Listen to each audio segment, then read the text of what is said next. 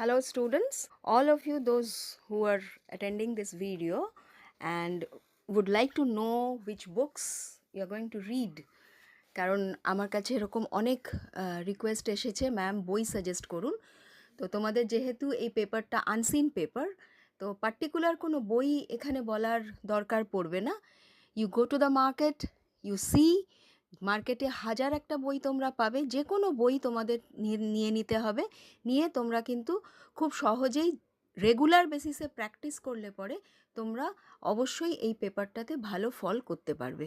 So naturally particular, there is no any particular book যে এই বইটাই পড়তে হবে and you are going to get good marks over it.